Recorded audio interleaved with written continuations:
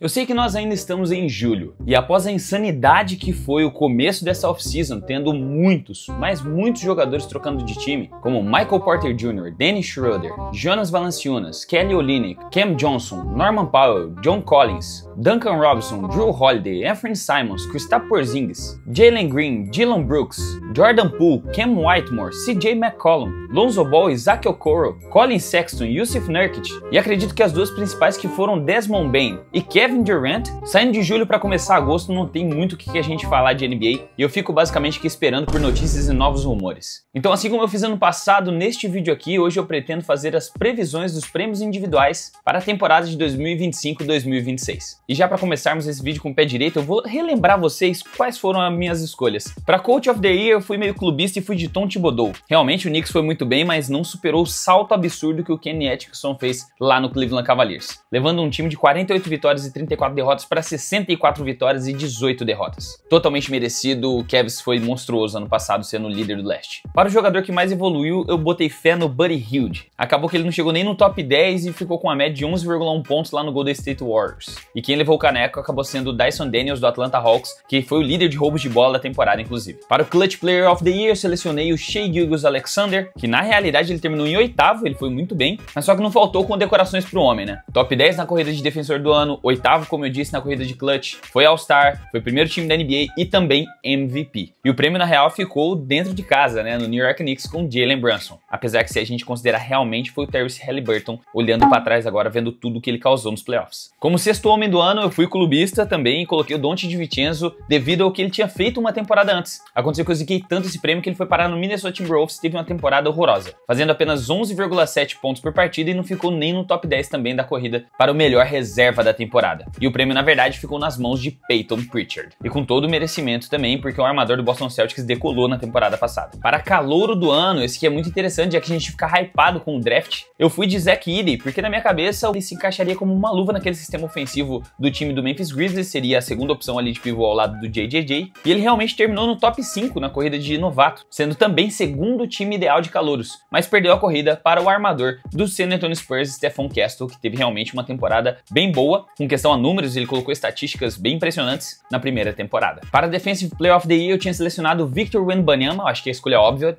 para todas as pessoas. O cara foi líder de tocos mesmo jogando apenas 46 partidas com 176, e com certeza se não fosse a lesão dele, o coágulo, né, que é uma lesão muito séria, eu espero que ele volte totalmente recuperado para essa próxima temporada, ele com certeza teria ganhado esse prêmio. Mas acabou que o vencedor foi o Evan Mobley, que também teve uma temporada defensiva excelente. E por último, e talvez o prêmio mais importante, por ser o título que coloca a faixa de melhor jogador do mundo no peito de algum jogador, o MVP eu selecionei Luka Doncic, que infelizmente foi mais um que eu ziquei, que não terminou nem na corrida de top 5, na verdade ele nem atingiu o número de jogos suficientes por conta de lesões, ele chegou ali a 50 e poucas partidas na temporada 24-25, mas ele com certeza estaria ali no top 5, top 4, se ele tivesse 100% saudável, e acabou que o prêmio ficou nas mãos do Shai, que eu coloquei na observação que eu não descartaria dele ser um jogador que estaria diretamente na segunda posição, assim como o Jokic, eu coloquei ali o top 3, ficaria entre esses 3 jogadores, com um deles tendo a maior probabilidade de ganhar, na minha humilde concepção, por conta da temporada anterior também, o Mavs ter chegado numa final de NBA, eu coloquei o Luka e eu estava errado. E agora que a gente finalizou a lista do ano passado e eu não acertei absolutamente ninguém, vamos para a minha lista desse ano, mas se você quiser ajudar esse canal, lembre-se de se inscrever, ativar o sininho e deixar o like, vai estar me ajudando demais, ou faz isso no final do vídeo caso você goste do conteúdo. E se você for um Trash Talker raiz, já vai deixar esse like porque sabe que o vídeo foi especialmente feito para você. Assim, mais enrolação, bora começar. Agora, com base em tudo que eu pesquisei de forma segura na internet, das estatísticas dos jogadores, do retrospecto deles na temporada passada, para poder fazer esse vídeo,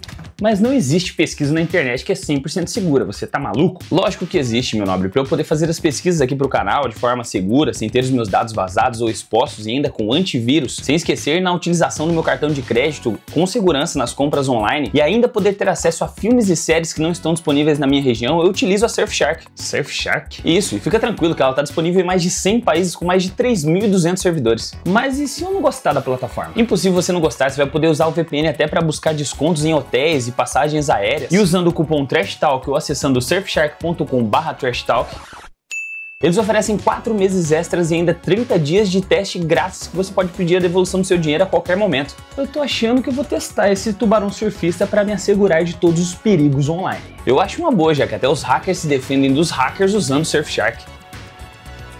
Mas não vai esquecer de usar o cupom TRASHTALK ou acessar surfshark.com/trashtalk para você ter acesso aos benefícios exclusivos e por tempo limitado. Me contaram também que é o primeiro link na descrição desse vídeo.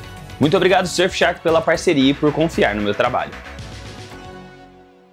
Como temos que começar por algum lugar, eu decidi inverter as ordens e começar pelo coach. Vamos dar moral para aquele cara que é responsável pelas táticas para colocar um time nos trilhos na hora de tentar disputar um título. E aqui eu fui de Ime Udoka, ele que terminou na corrida de Coach Player of the Year ano passado em terceiro lugar. Poderia ter sido facilmente eleito por conta do salto, né, que o Houston Rockets deu, mas realmente não teve como ele superar o que o Kenny Atkinson fez lá no time do Cleveland Cavaliers. E com o time do ano passado ficando em segundo lugar do Oeste, a conferência mais disputada da NBA, sendo o Ime Udoka um cara muito talentoso, muito experiente, que já conseguiu levar um time até uma final de NBA com o Boston Celtics antes dele sair de lá por conta de problemas extra-quadra. Agora com esse time do Houston Rockets mais polido, mais reforçado e mais completo do que ele teve na temporada passada, eu não vejo por que ele não conseguiria ficar com esse prêmio. E esse é um dos prêmios mais complicados de eu ranquear aqui, porque realmente não depende diretamente do cara. Ele não vai estar em quadra jogando, e sim as decisões dele. Então, olhando pro elenco, eu coloquei Ime Udoka. Vamos para o prêmio de Clutch Player of the Year. E ano passado a corrida foi bem disputada, e se ele estivesse saudável, eu colocaria o Tyrese Haliburton, mesmo ele estando com um time do Indiana Pacers que vai estar bem mais fraco do que estava na temporada anterior. Porém, tem um cara que ele é pouco apreciado e talvez pouco reconhecido pelo quão decisivo ele é quando o jogo está acabando. E pra mim, o Clutch Player of the Year desse ano vai ser Nikola Jokic. Assim como ano passado eu cravei que não seria ele o MVP por conta que ele já tem 3 na conta e a NBA não vai entregar um quarto título de MVP para um estrangeiro, mesmo que ele coloque médias de triplo-duplo. Eu ainda acho que ele vai precisar ganhar mais um título da NBA antes de conquistar o prêmio de MVP mais uma vez. Eu coloco ele no Clutch Player of the Year, que é um prêmio mais palpável, é um prêmio que a rapaziada meio que dá menos moral. E tendo em vista que ele é sim um dos jogadores mais decisivos, o Lakers sabe bem disso inclusive, não só o Lakers, mas o OKC e principalmente, acredito que o Golden State Warriors, o Kevin Looney deve sonhar com aquele arremesso até hoje. Então o Sérvio esse ano fica com o prêmio de jogador mais decisivo e eu coloquei ali como segundo colocado o Anthony Edwards. Eu acho que nessa temporada ele ainda não vem para disputar as cabeças do MVP, mas ele pode ser um cara que vai subir muito na corrida de Clutch Player of the Year. Ele ficou, se eu não me engano, no top 5 na temporada passada. Por que não também o Little Michael Jordan começar a ser mais decisivo naquele time do Minnesota? E outra coisa que eu também gostaria de fazer um adendo aqui é que eu vou colocar 2 jogadores. Aquele que eu acho que vai mais performar e um segundo ali, para caso eu não acerte no primeiro, quem sabe o segundo, né? Que pra mim pode ficar em segundo lugar na corrida, venha a ser o grande ganhador. Indo agora para o Most Improved Player, aquele jogador que mais evoluiu de uma temporada para outra. E ano passado eu errei muito hard, mas também a corrida foi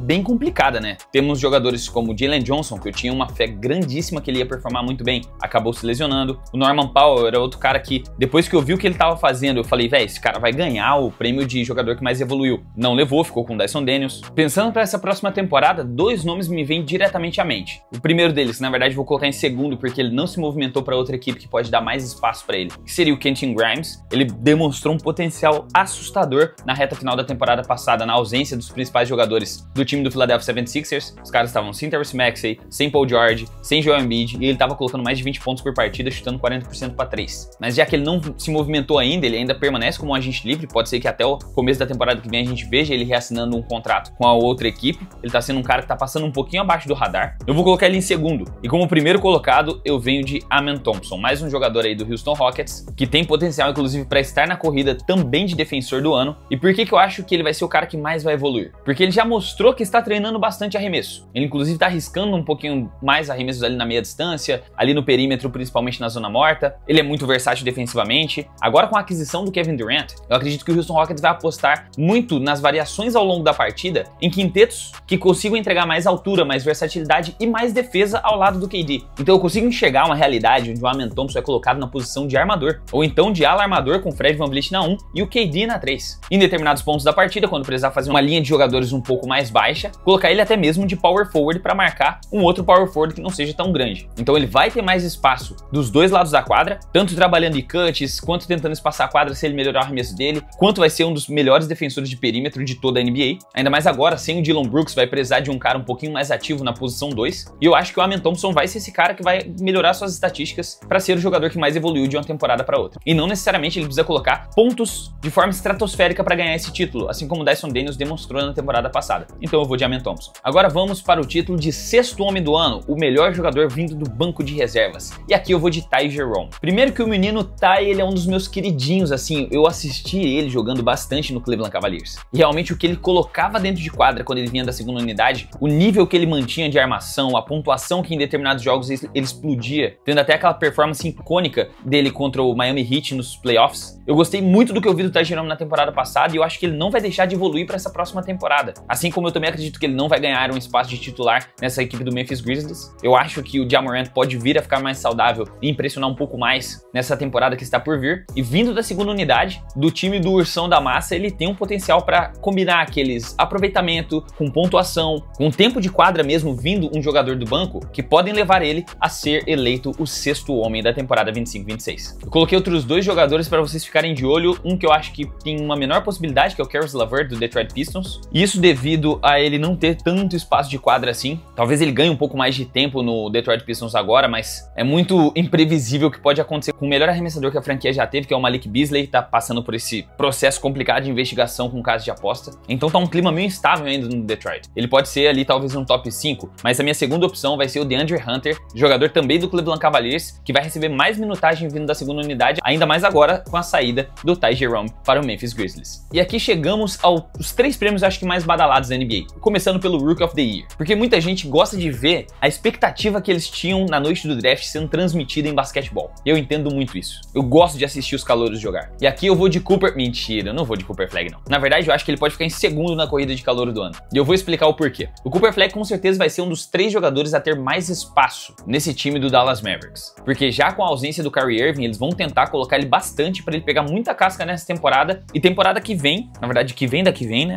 2026-2027, eles virem com um time completinho, saudável, para tentar uma corrida legal. E por conta disso, eu acho que ele vai ter muita oportunidade, mas não ao ponto dele se tornar o calouro do ano. A gente viu ano passado que o cara que mais teve oportunidade foi o cara que acabou levando o título. E teve outros jogadores que tiveram uma oportunidade um pouco reduzida que ficaram ali no top 5. Então eu acho que ele vai ser o segundo melhor jogador como calouro. Porque ao lado do Anthony Davis, ao lado de Klay Thompson, ele talvez seja ali o quarto jogador, talvez terceiro jogador a mais tentar arremessos em quadra. Existe esse mundo. Mas eu não vejo ele passando ali dos 15 pontos por partida. Ainda se adaptando um pouco mais à liga, porque todo mundo que jogar contra o Cooper Flag vai tentar dar meio que aquele cartão de boas-vindas pro calouro, sabe? Apesar que eu acho que o teto dele é muito maior do que o cara que vai ganhar o prêmio essa temporada, que na minha concepção vai ser o Ace Bailey. E o motivo de eu colocar o Ace Bailey aqui é puramente estatístico, porque levando em consideração todas as perdas do time do Utah Jazz nessa off-season, os caras perderam Colin Sexton, perderam John Collins e perderam Jordan Clarkson, que combinados tentavam uma média de 39 arremessos por partida. Teremos um gap aí de quase 40 bolas por jogo que precisam ser arremessadas por alguém. E eu acredito que grande parte desses arremessos vão acabar parando na mão do Ace Bailey, por ele ser um cara que, pelo que ele demonstrou na Summer League, que não tem medo de tentar, não tem medo de arriscar. Quando ele começa a matar uns arremessos em outro, ele vai continuar chutando tudo que cai na mão dele. E o Utah Jazz, sendo bem franco aqui, é um time que dá essa oportunidade para os jogadores não ter medo de errar, porque eles estão nessa fase de rebuild mesmo escancarada. Eu até acho que o Lauri Markkanen e o Walker Kessler poderiam tentar explorar um pouquinho uma troca aí, quem sabe, velho, porque são jogadores para impactar diretamente na conquista de um título que eles não vão conseguir agora no Utah Jazz. Mas voltando ao foco principal, que é o Ace Bailey, eu acho que ele vai ser capaz de colocar aí uns 18 a 20 pontos por partida, por puro tempo de quadra e espaço para arremessar a bola que ele vai ter na parte ofensiva. E querendo ou não, pro prêmio de calor do ano, pontuação é muito impactante. Agora vamos de Defensive Player of the Year, e aqui eu vou ter que repetir a do ano passado. Eu acho que não é